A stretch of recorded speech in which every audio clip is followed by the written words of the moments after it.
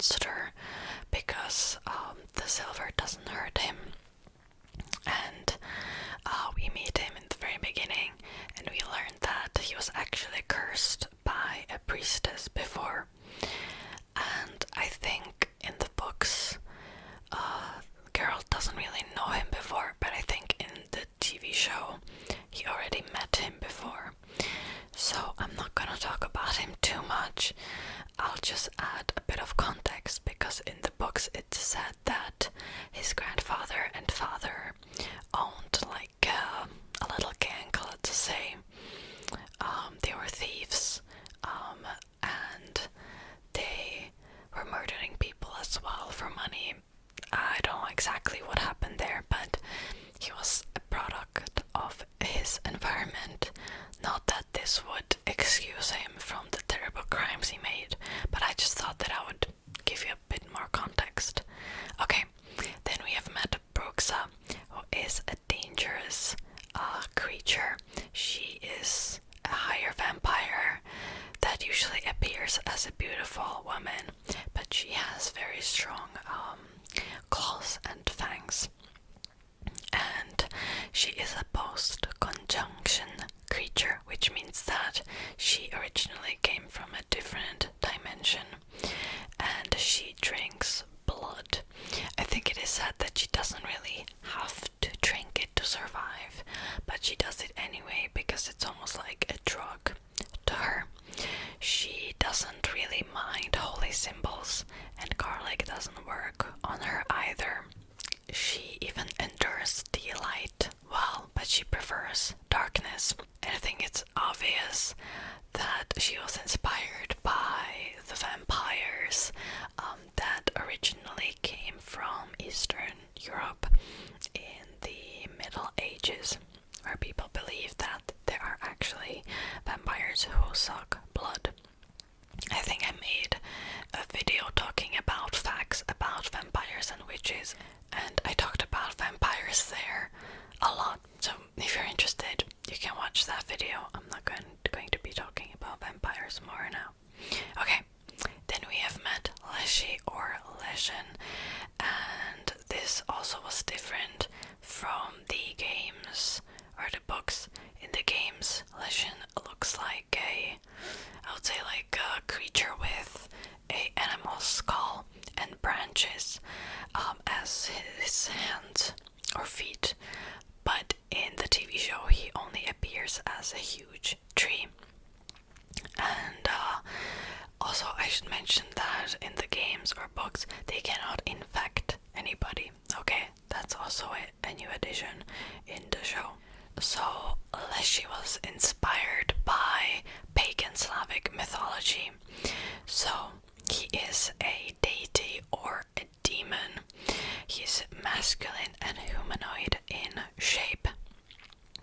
And sometimes he is depicted with horns, for example, or he's surrounded by a pack of wolves or bears. And he is the protector of the forest, usually. In Eastern European mythology, he is primarily evil. For example, I'm from the Central Europe. We have a similar creature like that, but he's not that evil. Like, he is he just protects the forest, but that's all. Like, he wouldn't harm you too much. Okay, and in some mythologies he also has a wife, Leshenika, and children called Leshonki. And this the term comes from the Slavic word for forest, which is les. Okay, now let's move on to a Myriapod. So that's the huge centipede that we've seen in the show, and this creature is not really described that well in the books or the games, so it is technically a new addition in the show. He's also sometimes called V, and like I said, it's a giant centipede. I couldn't really find a real equivalent in any other mythology. I just assumed that the creators were inspired by huge centipedes, and that's it. Okay,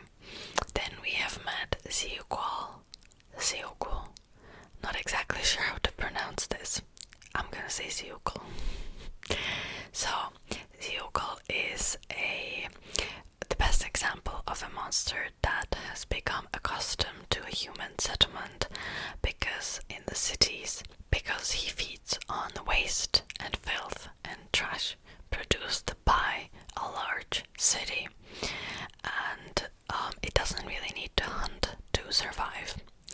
But gradually, as he grows and grows, he becomes more dangerous, and then he attacks little creatures or humans as well.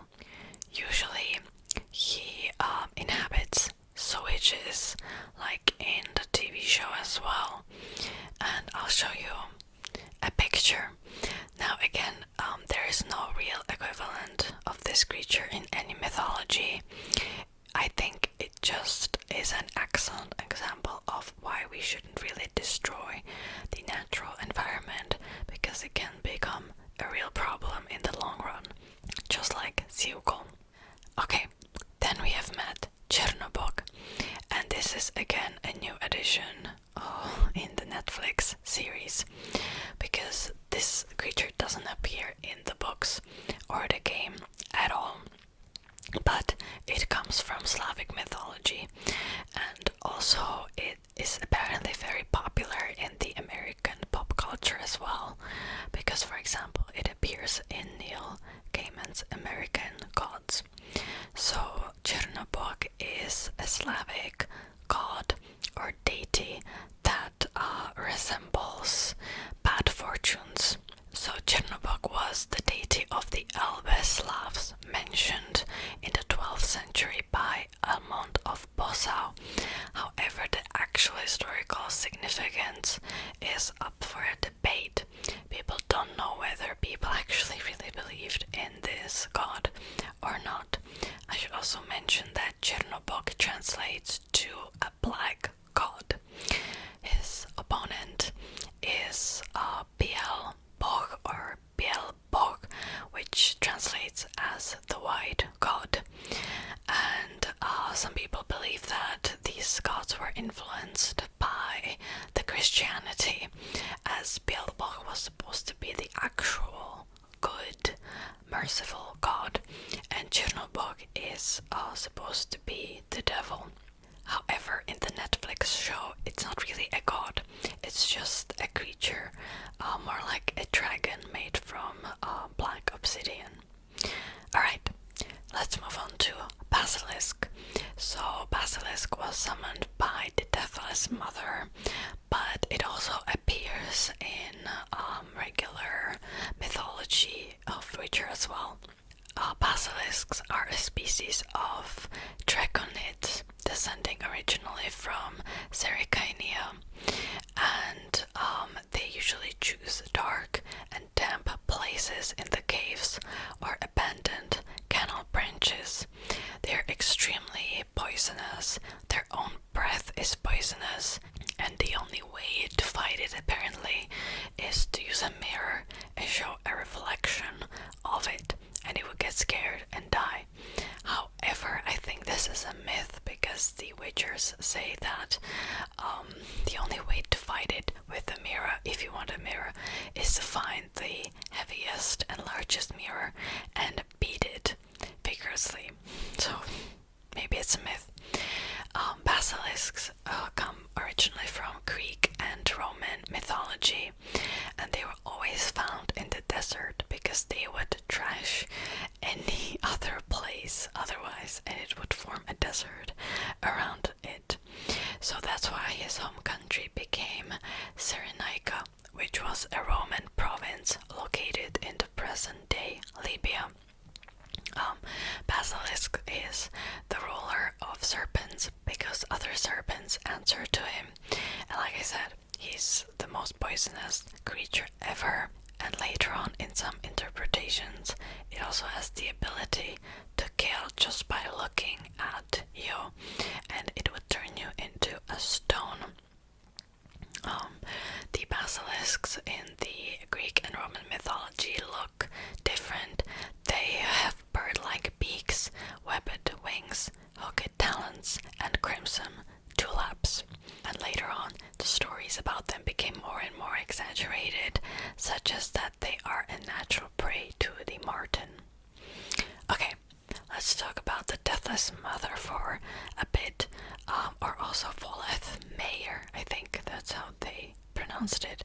So this is supposed to be a demon that feeds on pain. Usually it appears as an elderly woman, but it can change form based on the person that is looking at her. And we also learned that she is a dark elf and part of the Wild Hunt. And I'll talk about the Wild Hunt in a second. So she appeared during the conjunction of spheres, and the first witchers were hired to imprison her in her hut. This creature was inspired by the Slavic mythology and by the creature called Baba Yaga, which is a very famous creature. Baba Yaga is an elderly woman who feeds on children, and she also lives in a hut. So in the Witcher series, she lives in a hut with basilisks' legs, but in the real Slavic mythology, she has a hut with chicken legs. And even if you want to call her out, you need to say like this little jingle, and I don't remember exactly. It was just like, turn your back towards the forest, hut, hut, something like that, which also comes from the real Slavic mythology. We also saw 3 hooded figures, and apparently this is a reference to a story, a Russian fairy tale to be exact, called Vasilisa the Beautiful by Alexander Afanasiev. And there were 3 knights or horsemen, I guess. So there was the White Rider, who appears at dawn and heralds the day, the Red Rider, who appears at noon and heralds the sun, and the Black Rider, who appears at the end of the day and heralds night. Okay, last but not least, let's talk about the Wild Hunt that appeared for a bit in the show as well. So the Wild Hunt is widely believed to be a group of specters galloping in the sky, and they were described by the common folk as cavalcade of wraiths on undead horses galloping across the sky and serving as an omen of war. So, in fact, they're actually a group of elder elves, and their primary goal is to capture slaves from other worlds. They don't really have to fight anybody because just their appearance is terrifying enough that everybody who sees the Wild Hunt just runs away. The Wild Hunt was inspired by Norse mythology, but it also appears in Celtic and Slavic mythology as well.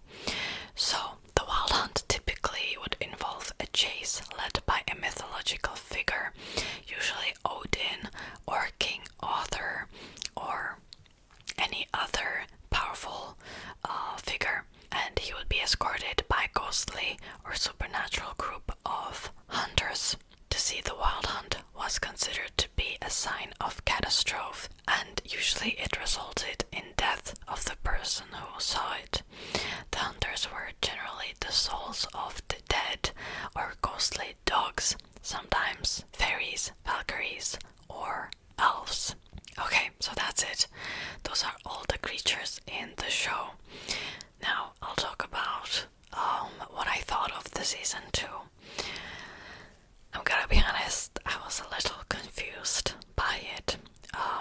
At that point, I haven't even started book 3 of The Witcher, and yet the storyline seemed a bit weird, let's say, especially the storyline with Yennefer, because she's so different compared to the books.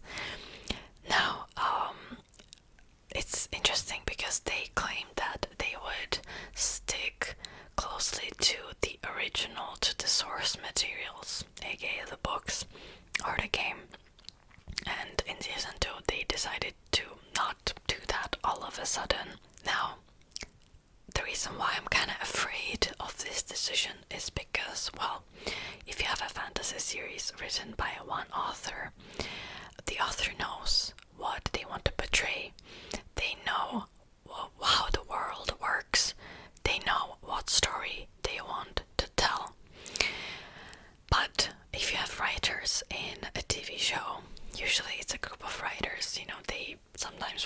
different episodes.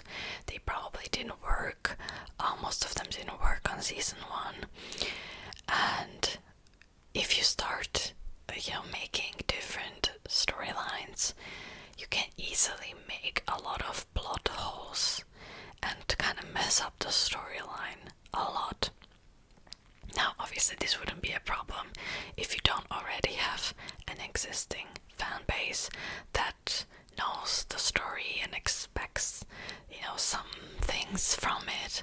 But I think it's really easy to kind of displease the fan base, the audience, with that, if you don't do it correctly. Now, like the example would be, for example, the Game of Thrones, the infamous season 8, season 7 too, when they rushed it and they just completely abandoned a lot of storylines, and it was a mess. Let's be honest, it was a mess. So, not only that, I've noticed that, Netflix is not really doing that well financially these days, and I'm kind of worried for the future of fantasy series, because I've noticed that they're doing a lot of TV shows, reality TV shows, that just don't require a high budget. The Witcher obviously requires a really high budget for, the actors' costumes, the CGI.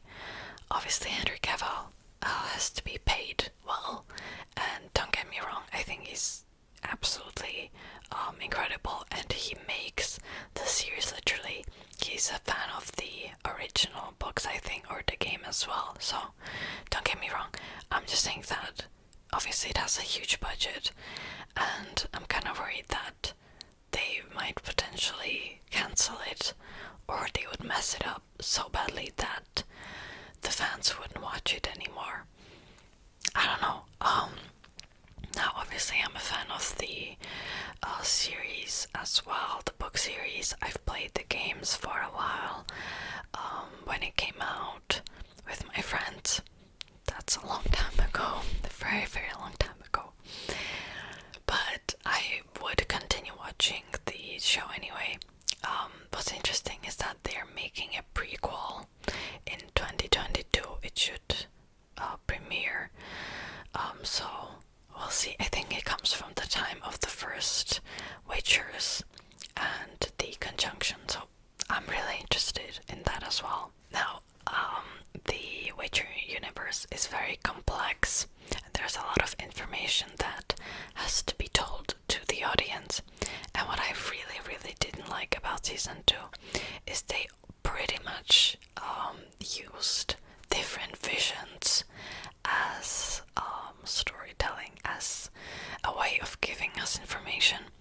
There were so many visions and these flashy, scenes, and I think at some point I became really angry and annoyed, because I think it kind of lacked this art of a good storytelling, because instead of giving us the information in another way, there are always some kind of vision, and I really, really didn't like that. Overall, it was okay. One thing that I think is interesting is that Yennefer in the books is so different. She never loses her powers, and she's a very morally grey character. She's very selfish, but powerful. And the Yennefer in the TV show is the opposite of that, and it's not the actress's fault. It's, I don't know, the writers decided that this was a good idea, which I think is interesting, that they didn't really want a woman like Yennefer from the books in the show. I think it would be a breath of fresh air, if I were honest, but I don't know why they have decided against it, and why they made her real likable. In the books she's less likable, but in the show she's very, very likable, but also kind of weak, and I don't know. I digress. Alright, so overall I'm still a fan of the series. I will keep reading the books, although I must say that I don't know, there's something about the writing